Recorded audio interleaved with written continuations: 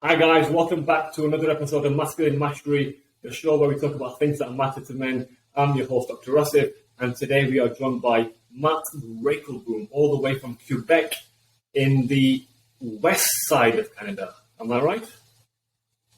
Yes. There you go. Got that right first time without even checking. Matt is a proponent and a campaigner for people with ADHD. He's the founder of Journey to ADHD and has become a blogger, coach, and a real mentor for many people across the world over the last couple of years, talking about his experiences, challenges, and most importantly, his coping strategies for living with ADHD. Matt, welcome. Thank you so much for having me. This is a real pleasure. Pleasure is all mine. Thank you for coming on. I know it's 9 a.m. in Canada. How have you been? How's the last few months been for you? The last few months have been incredible. I actually just moved to Quebec, so I'm still learning a lot about the culture, and the architecture is so unbelievably different. And even just the way that people treat you every single day. It's very, very unique experiences, beautiful mountains to climb. It's been beautiful so far. So I've definitely had myself quite the summer. And now, unfortunately, in cold Canada, we're about to get real wintry. So we're preparing for the change right now. Yeah, absolutely. Because Canada does get really cold, particularly after October. I've got friends who went to the Rockies in May, and they said it was nice weather there. But certainly when you go from kind of September to February, I know the big cities get very cold. How's the change been from the big cities, the Montreals, the Toronto, to quiet Quebec? Well, truthfully, I actually do live right in Montreal. Okay, right. So I am still around the area, but growing up, actually, I was born in Ontario, and I was born in a small little town, 4,000 people. I went to a school of 400 people. So I definitely had the small little country boy vibes for a very long portion of my life. I actually only recently just moved to the city. I moved to Toronto last year and then decided to make the trip over to Montreal. Right. So there's definitely been some changes in my life recently in terms of what I've been surrounded by. Okay, no, that makes sense. I know Ontario, it's lovely when it snows. I've seen some of the Instagram pictures, and when it snows, it is a beautiful part of the world. Right, Matt, so I've reached out to you because I know you've done a lot of work around ADHD. You started a Journey to ADHD, which I've seen the website for. Tell me, so you mentioned your school, kind of a small town boy. So this school, Matt, let's say as an 8-year-old, how were you in your group of friends running around a suburban school in Ontario? So my childhood story is a little bit, actually, to be honest, it's very, very common in the ADHD world. I was the kid who always had anger issues. I had an anger management therapist from the time I was about 6 years old. And I always had people walk me to my classrooms, and I was always the sporadic kid who was interrupting and, going through that time, because even in the early 2000s, as world-renowned entrepreneur Peter Shankman says, even at that time, ADHD was not a thing. At the time, it was sit down and shut up disease. And unfortunately, that's kind of what I was told all day, every day, until a couple of freakouts got me a very early diagnosis of ADHD when I was as early as 12 years old. But before that, I really was the problem child to my family. I was the uncomfortable kid in class, and I was always the hyperactive, angry, always one extreme or the other kind of student. Well, okay. So it was more hyperactivity, kind of, was impulsivity there as well? Pardon me? Impulsivity? Were you impulsive? Were you doing things very spontaneously? Absolutely. I mean, still to this day, I can tell you that I do things impulsively. It's kind of a part of the game, I would say.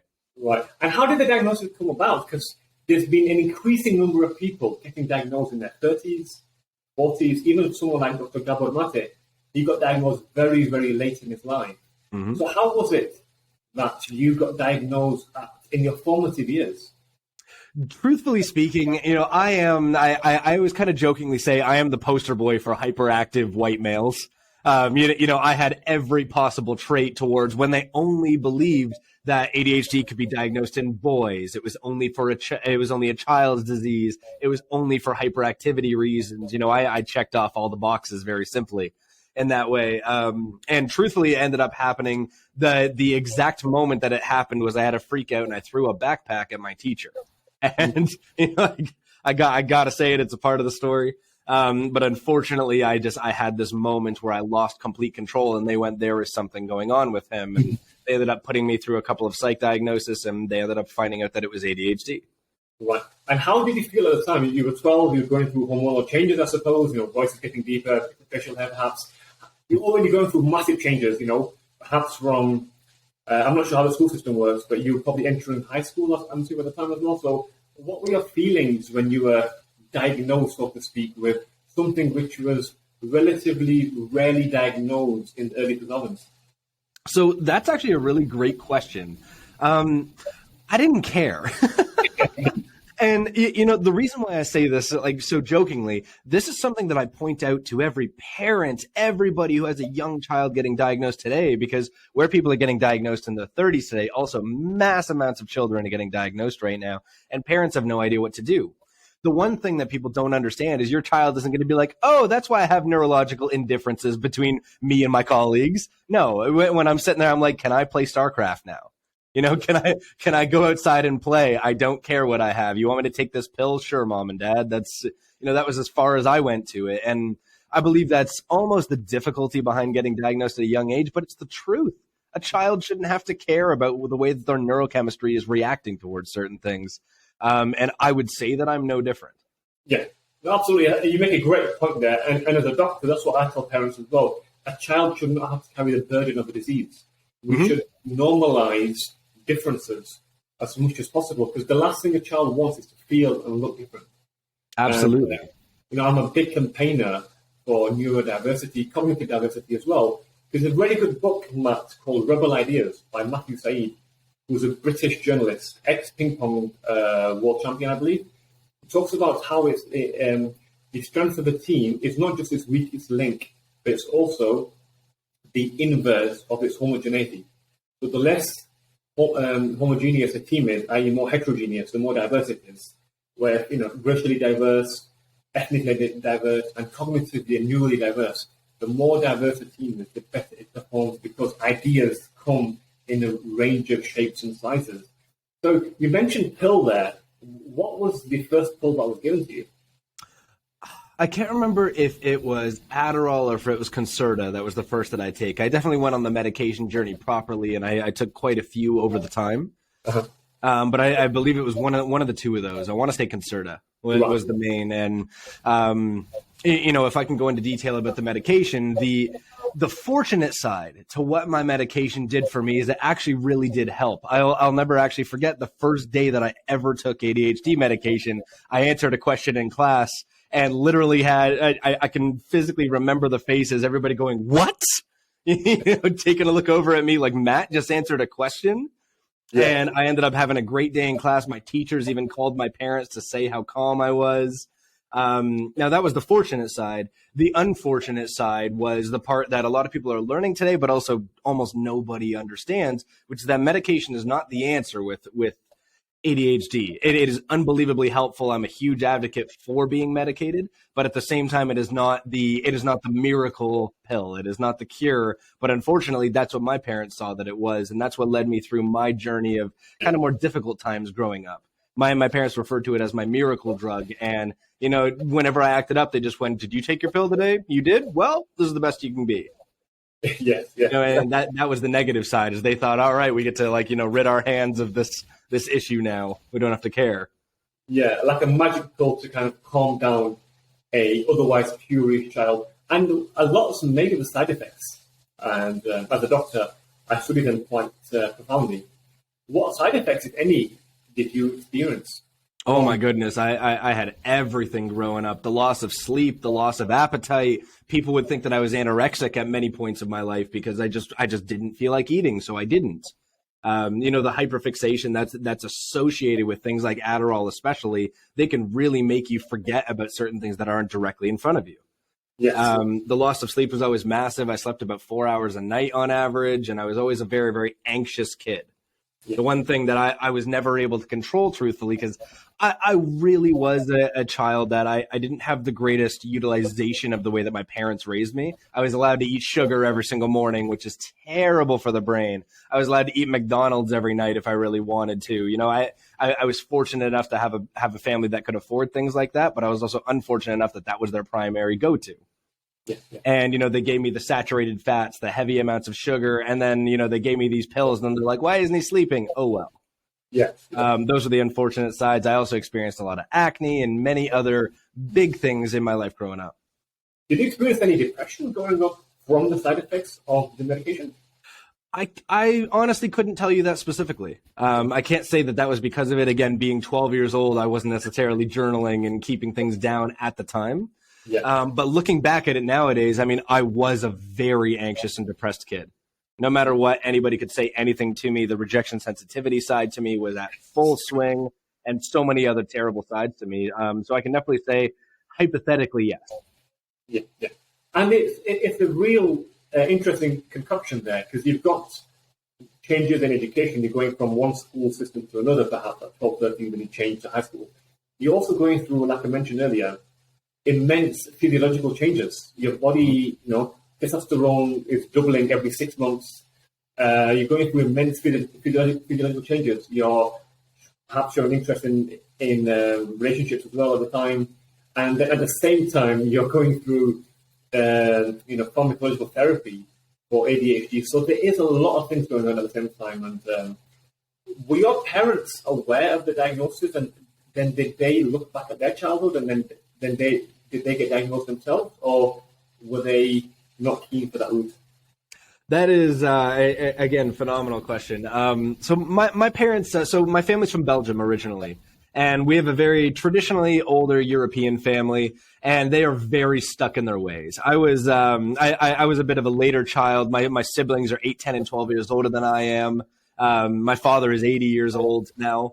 So I was definitely a young child in a very old household. And when I got a diagnosis, you know, I don't want to be so insensitive towards this phrasing, but I think this is the only way to really say it. My parents didn't really want to follow up with anything more than they had to.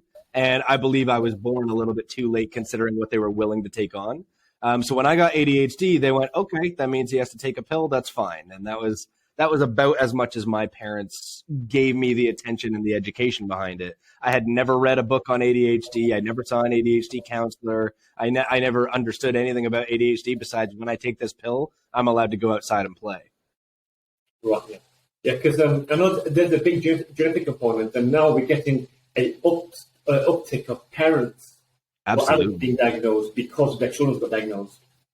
So which is, in a way, it's never too late to be diagnosed, because it's not the diagnosis is not the important thing. It's the therapy, medication, the lifestyle changes, and the awareness that's the important thing. Because as we probably know, Matt, with ADHD, it's like you're playing life on the hardest mode. Things are just more difficult, you know. Your timekeeping, your energy levels, your lack of concentration, your distractibility. This kind of dopamine starvation, you are just craving dopamine. And now we've got MRI scanners, we can see the areas that light up in the brain. You mentioned books. You know, I mean, your parents not willing to read books, and I think you might have seen last month there was a very good podcast with Joe Rogan with Gabor Mate. I think he's from he's a Hungarian doctor.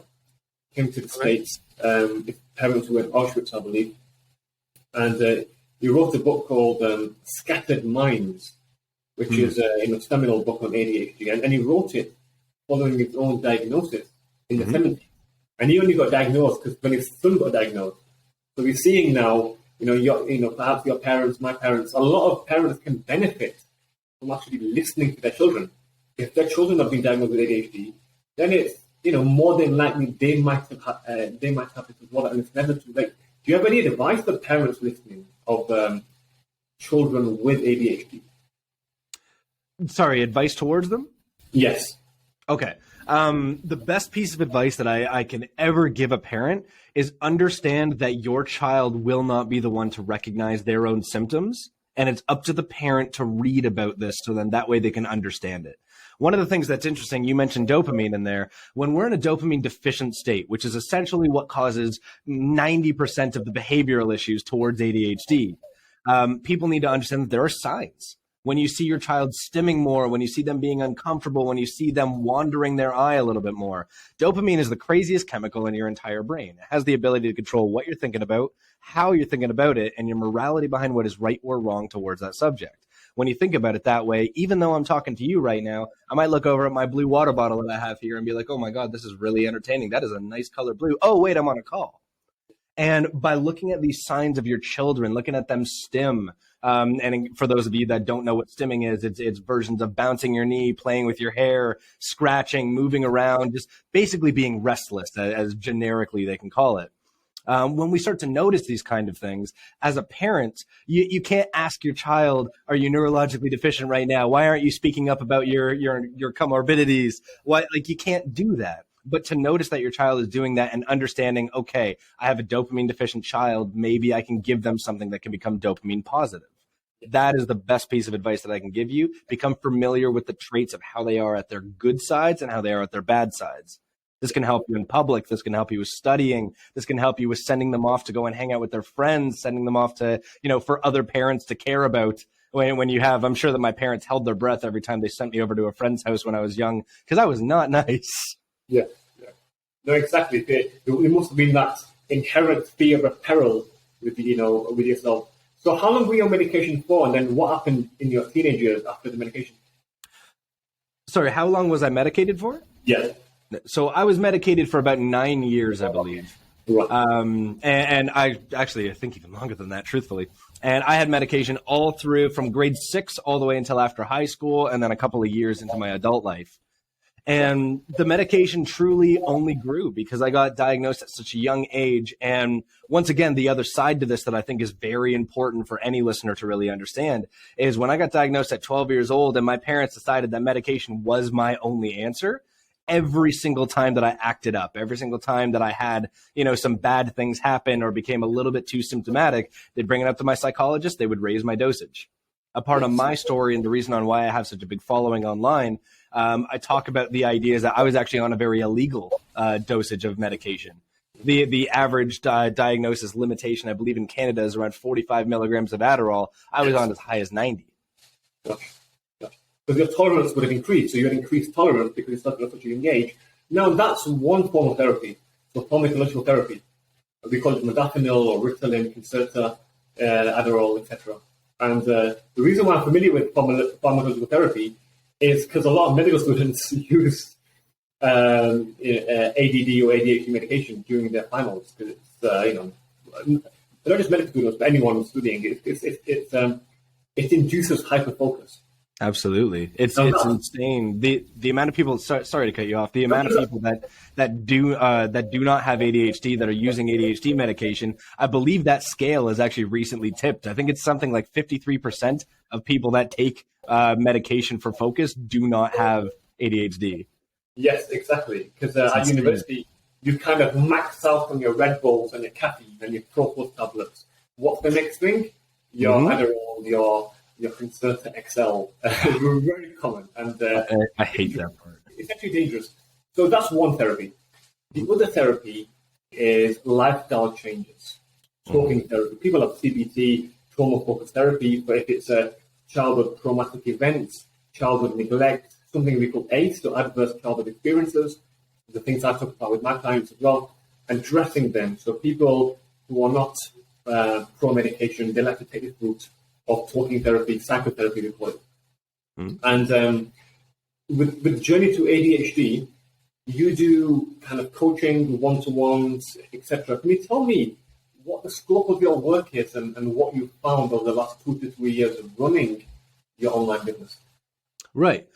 So Journey to ADHD has gone much further than I ever meant it to go. And it's actually quite interesting. Originally, if I can give you a little bit of a backstory towards it, I have always loved talking about the ADHD brain. I have always been fascinated. And actually, I can't even say always. I could say since I found out that ADHD can be controlled, since it can be understood, I grew a fascination towards it. The thing that made me struggle my entire life, and I could figure it out. That's unbelievable. So I started going down the rabbit holes, figuring things out, researching it for years. I started helping people for free for years. I started off my entire career without ever actually meaning to. I would make Facebook groups in just local towns that were around me, and I'd say, "Hey guys, I'm a dude that has ADHD, and I read about it a lot. If anyone would like, I'm happy to talk about it." And I got so many people sending me messages, so many people wondering, "What do you mean ADHD can be talked about in general?" And it was so interesting. And I had one day where a friend of mine recommended that I go on social media and I start talking about this. And I kind of went, nobody cares about ADHD. But he said, you should try it. I think it would be a good idea. So I joined TikTok, was the first social media platform I ever joined. And the thing that showed me that I had a purpose in this field was the very first video I ever created got 2.2 million views. And in that time, that was the day that I joined TikTok. So I had no idea how to answer DMs, no idea how to check my notifications properly. I didn't know how to understand the platform even. And I instantly blew up and went viral online. The thing that I realized, because in the first video that I ever did, I kind of said people with ADHD are always moping around and being uncomfortable. And truthfully, I regret those words. I don't think it should have been the right wording to say. But I also said, do you have any idea how amazing you can become? And from that, I got tens of thousands of messages on my first day attempting this at a career saying, what do you mean? Can you tell me more? Where do I go? I don't believe you. What's going on? So I decided to start looking for people. I started looking on Reddit, and I started looking at different Attitude Magazine and all of these amazing websites that were out there for the ADHD brain. And the one thing that I realized, no hatred towards anybody else that has ever done this before, but I wouldn't have clicked on any of the ADHD help websites that were out there at the time. Now, what I decided to do next was I decided to build something myself for people to understand. And Journey to ADHD actually started off as a resource library. This doesn't have to do with my coaching, but it correlates in at the end. But it all started off as a resource library. And I started just giving people, this is a relevant article. This is a very, very good peer-reviewed study that'll make you understand things a little bit better. And it ended up just blowing up so much. And people were like, where can we talk about these? This would be great. I ended up researching how to build a social media platform. And Journey to ADHD is not just a business. It's actually its own social platform and very Facebook and Instagram style news feeds and groups and different topics that you can go down. Different events are hosted inside of the platform. And it's all made specifically for people with ADHD. At the time, I didn't know if anybody was going to care, but I just wanted to have a place where I could confidently give people to go. And to this day, we have thousands of members. We have registered clinicians on our platform. We have coaches from ADHD to perinatal to naturopathy and so many other subjects. And now we recently even just launched. We're in a pre-launch right now for our newest subscription service, which is giving 5 new products every single month to anybody that's signed up. And this includes ebooks, courses, different types of infographics, things like that just give you the information needed to understand your brain a little bit more. And one of the most proud moments that we have behind everything that I've done inside of the Journey platform is that we've made it all 100% holistic. Whether or not you're medicated or not, whether or not you want to talk about it or not, that's completely okay. But all of our tips, all of our understandings, all of our teachings inside of the platform is all based around understanding your lifestyle and not the medication taken or the depression associated. Yeah, absolutely. I think having that holistic understanding, that high-level bird's-eye view understanding of ADHD as, a way of life almost. It's a way of life which you can help change your environment so it can adapt to you. It's not about changing the brain's chemistry.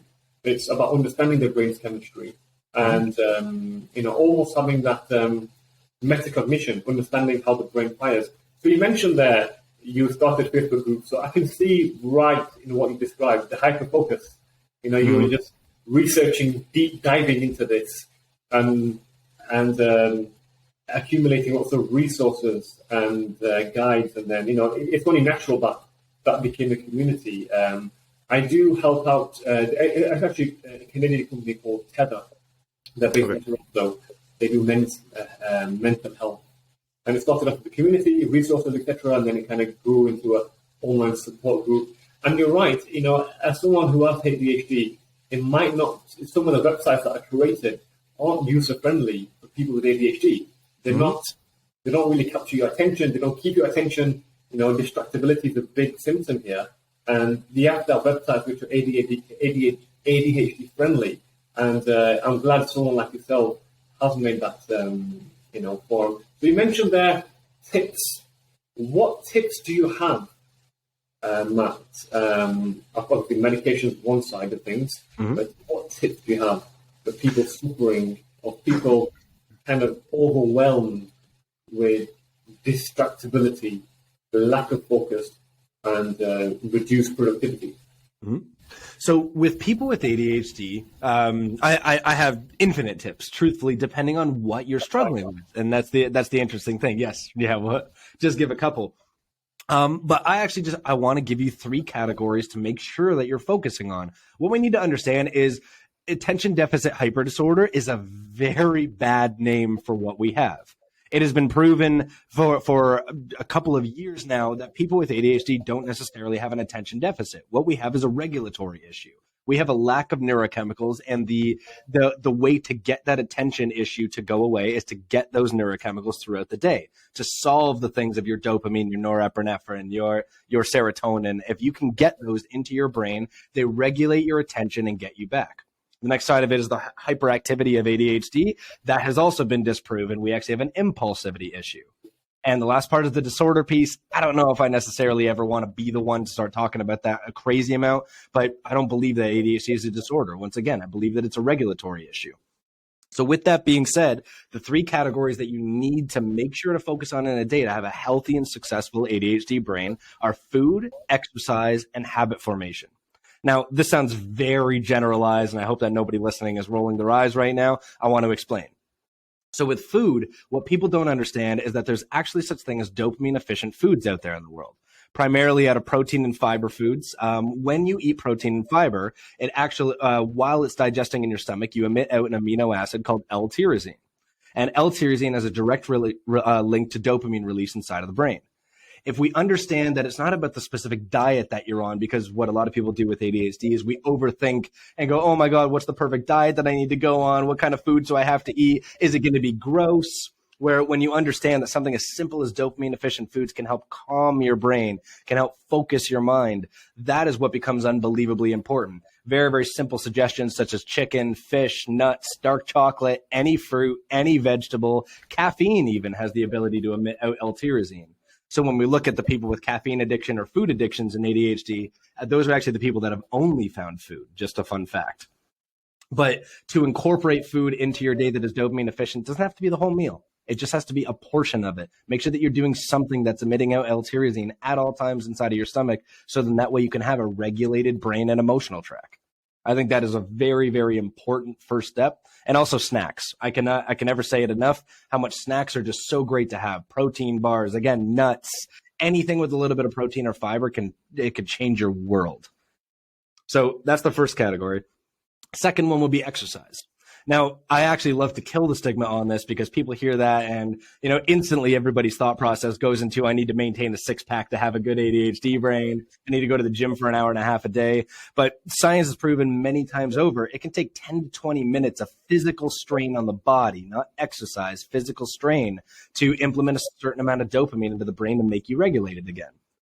So when we look at this and we think about physical strain, stimming is the ultimate example. As I said earlier on in this, bouncing your knee, playing with your hair, even scratching has the ability not to create enough dopamine, but it's to create a start of how it actually works. Something as simple as scratching your hand has the ability to emit out dopamine. Now, where that's not enough, how much more do we have to go?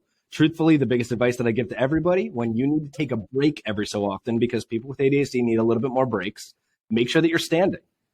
Standing, because the one thing that people with ADHD will not do is they'll stand still. So we're going to start fidgeting. We're going to start going around. I'll clean off my desk. I'll clean up a few things off the ground. For me personally, I love using my Alexa, and I tell it to play me 3 or 4 good songs. And during those songs, I'll be singing to them. I'll be terribly dancing to them. And I'll just clean up, or I'll just go and walk around and kind of squirrel around a little bit. And at the end of those 4 songs, I get back to work.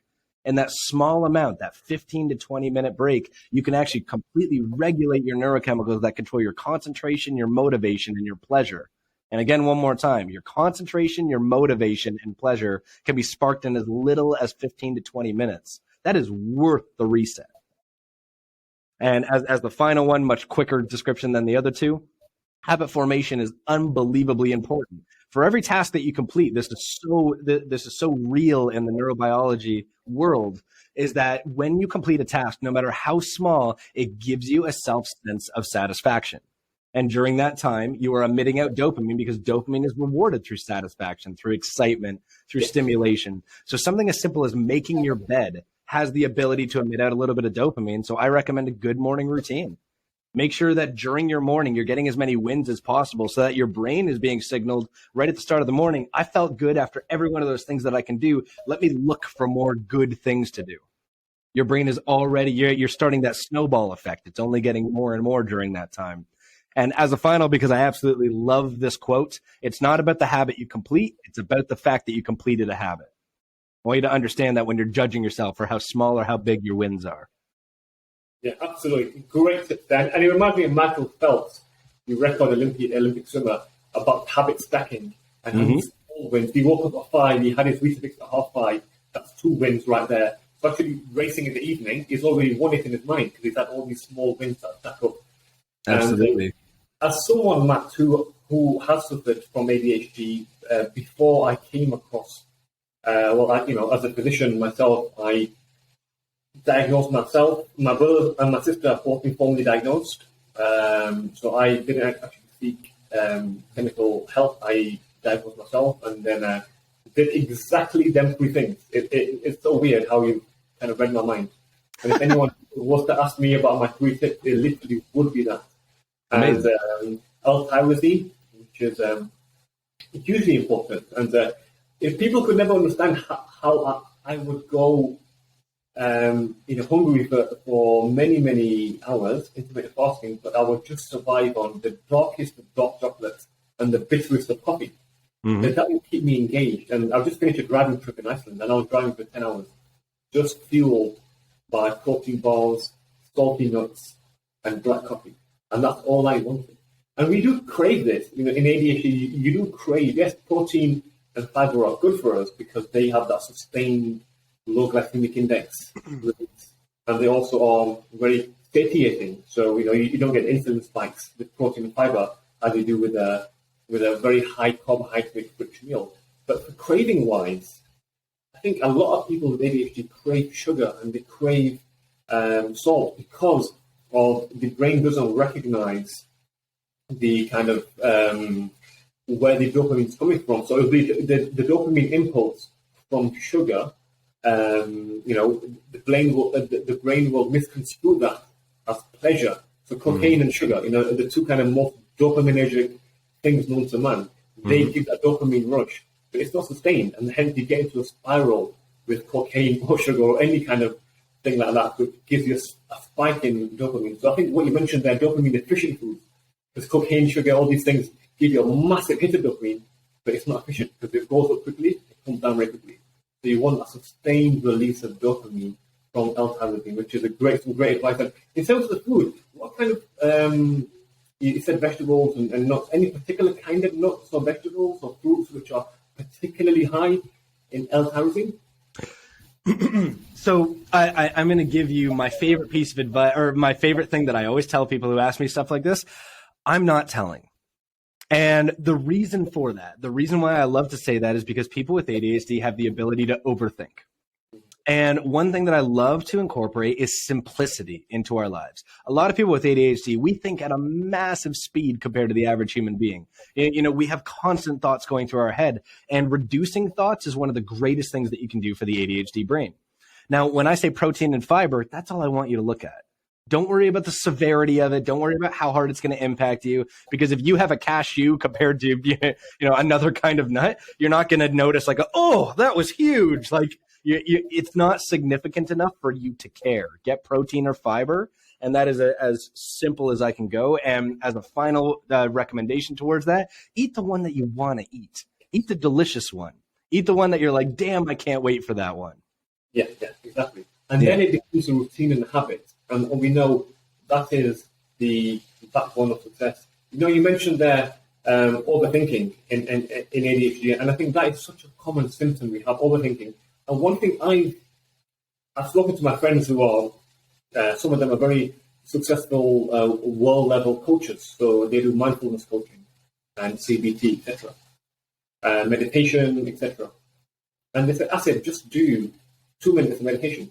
But I just find, for me, it's very difficult to keep my brain focused. And once I started understanding my own ADHD, meditation, mindfulness, yoga, deep breathing became easier. Mm-hmm. I wasn't fighting against my neurochemistry. Once I understood my neurochemistry, I allowed myself a bigger runway, and I wasn't comparing myself to people who were more neurotypical. So for you, Matt, how important is meditation, mindfulness? Have you incorporated it, and was it more difficult starting for you initially? So I absolutely incorporate mindfulness. That is something that I practice as much as humanly possible. And meditation has been proven time and time again that is the most important thing for people with ADHD.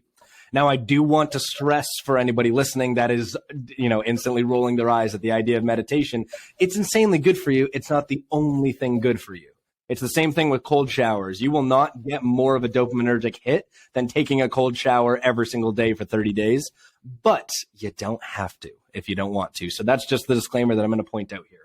Now, when we talk about mindfulness and meditation, absolutely, it was hell when I first got started. I started off with 30 seconds of it. I started off with 1 minute and, doing the David Goggins thing. He failed his first ever run at a quarter mile. And then he just ran a quarter mile again later on, and then a little bit longer and a little bit longer. And it turned him into a monster, an absolute friggin' monster. And that was, excuse me. That was the way that I decided to look towards meditation. Now, that being said, I also found that I've got my own little goofy style of meditating, where many people, we look at this from the neurotypical viewpoint of I need to sit there and, have my arms like this and I need to om as much as possible. No, that is not meditation, guys. Don't worry about it. There are so many meditative states that you could put yourself into. And for me, I do walking meditation. I found that when I'm walking and I have no cell phone in my pocket, I have no headphones in, my brain will scream at me, but I have a purpose. And because I have a purpose of I walk to a specific area, I will actually pick an area and be like, this is 6 kilometers away from me. This is where I'm going to walk towards. And all I do is I just walk. And if I'm not there yet, I'm not there yet. And I just let myself go nuts with the way that I think, with the way that I recognize things. And eventually it turned into some of the most peaceful and blissful moments of my life. Just getting to reflect on, wow, I've never thought about it this way. I've never taken the time to think about my life in this way. Why am I drinking? Why am I smoking? Why am I, seeing girl after girl? Why am I doing these things? And it's helped me get into such unbelievable breakthroughs in my life just by finding a different way to do things. I have clients of mine that they knit while they meditate. I have people that do tedious tasks. I have somebody that plays with Play-Doh. Well, they do it. They literally just sit there and just stomp down some Play-Doh and then turn it into another shape. But they do it, and they are unbelievably accomplished when it comes to like their mental health. Yeah, exactly. Because I think we look at meditation from the neurotypical point of view, and people who are neurodivergent or neuroatypical won't necessarily do well with just sitting because their brain is overfiring. So doing something active, you can actually meditate, like you said, while walking, whilst sewing, whilst writing. For me personally, going to the gym is a form of meditation. I just hang. I just literally hang. I can feel muscles tensing, and it's just, for me, it's also resting between sets as well. So it's finding your thing, and like you said, it's having the habit. Do things which you stick to. The best habit is the one you stick to. Absolutely, it's as simple as that. And people don't understand dopamine, Matt. It's such an important neurochemical. You've got serotonin, you've got oxytocin, you've got norepinephrine, epinephrine. But dopamine has such a wide array of effects. One of them is focus, pleasure. The other one really is motivation.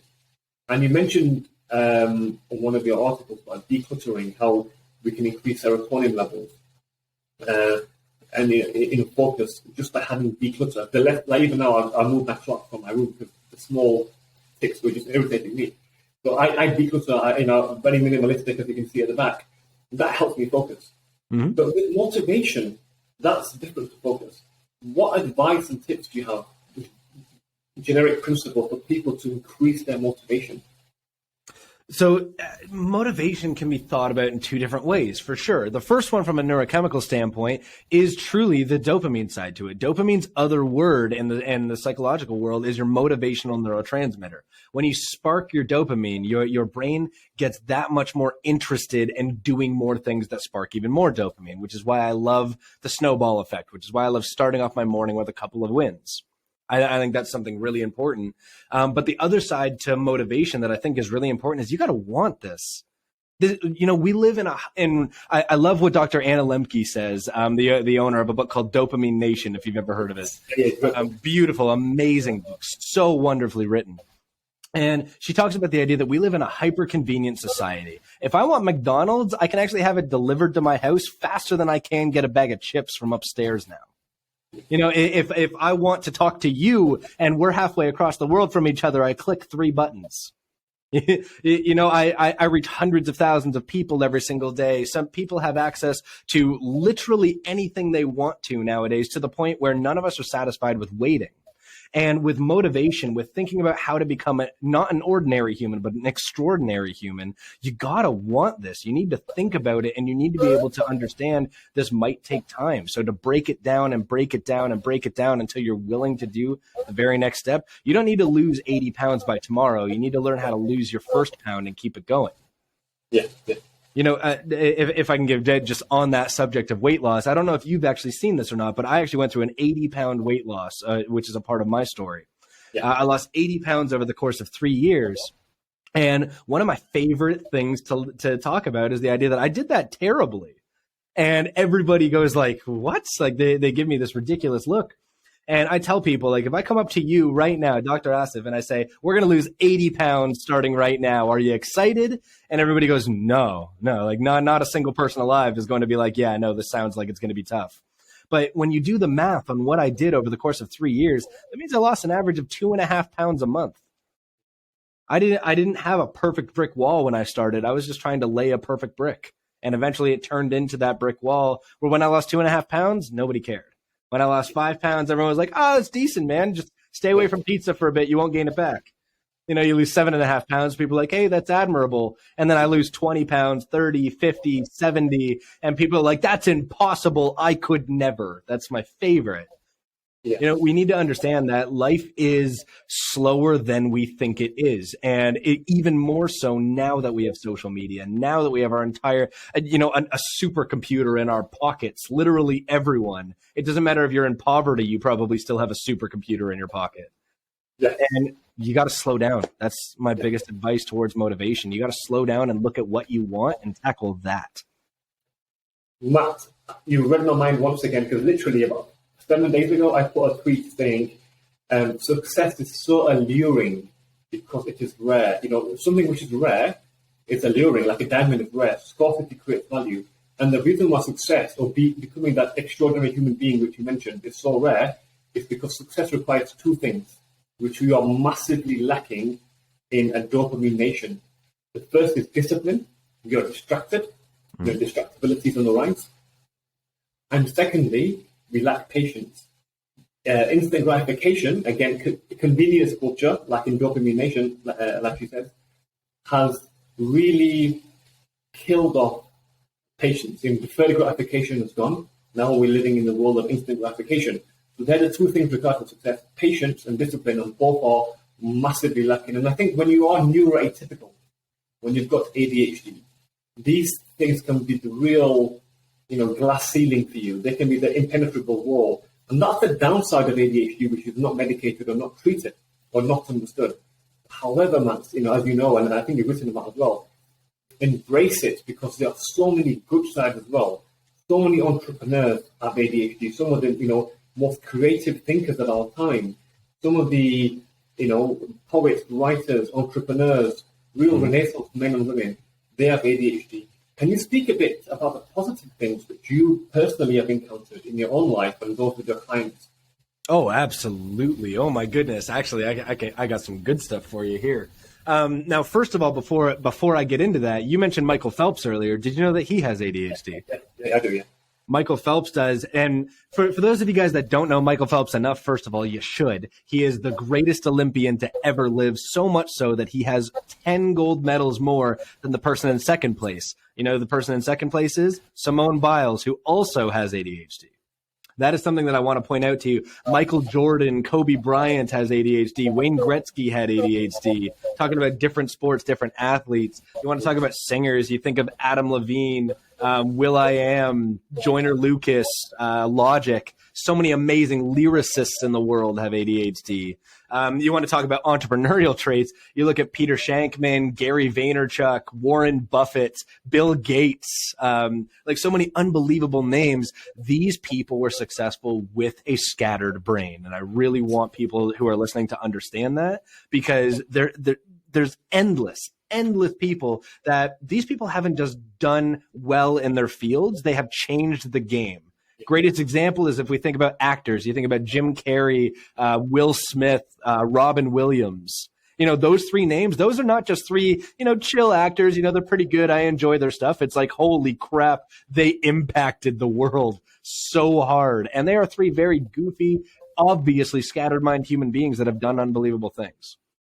So that is something that I just want to point out first off. When it comes to the positive sides of ADHD, if you can control your fast brain, then all of a sudden you are at an edge that people don't understand.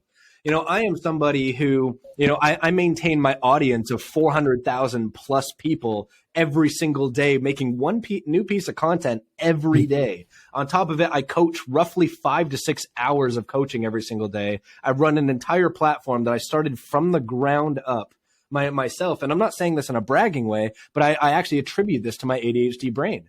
I'm so excited to work. I'm so excited to get things done. And at the same time, I still make time to go to the gym. I still have time to go into the kitchen. One thing that I can happily point out to everybody is I absolutely fail some days. I absolutely have tough days. I absolutely don't do this every day. But in general, the reason on why I am successful in my field, I attribute it to my ADHD brain, because I'm chasing the dopamine. I'm having a great time. And, when you create a life of stimulation for your stimulated brain, you never want to stop. You're never looking at it like, oh, I got to do this now. You're like, I got to do this now.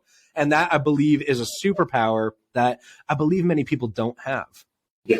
Now, when we talk about the neurotypical brain compared to the ADHD brain, I believe that the quote unquote superpower that some people fight on ADHD, excuse me, a lot of people are very upset at that phrasing of ADHD. It's a superpower. My Siri just went off. Now, I believe that there is a superpower behind ADHD that people don't realize. And the best example I can give is my childhood best friend. This is a man who is very neurotypical, and we grew up together. This was that type of dude. Everybody has that friend who he'd be like in his boxers until 2 p.m. and he'd be eating McDonald's all day long, and he wouldn't even get any sunlight or anything. And then he'd go, well, I'm going to study now. And then he'd get up and he'd go open a book and he'd start studying. And I'd look at him with awe, being like, wow, you're incredible. And the interesting part is today, he's an accomplished man. I'm actually very, very proud of him. We're still best friends to this day. It's amazing. But the difference that I see from somebody that got to study as opposed to somebody that had to work to study, like someone like me, is that I believe I am 100 times more ambitious than he is. I understand I need to go to the gym. I need to get sunlight. I need to go for hikes. I need to eat well. And he's still eating McDonald's. He's still doing these things.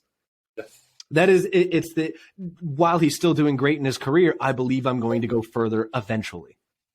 That is the thing that I love. And I believe that I taught myself that from understanding the ADHD brain. So I think that that's a massive thing. Yeah. Now, the other side to this that I believe is just so crucial, and it'll be the last point that I make because I know I drag things on, is the idea behind the creativity of people with ADHD.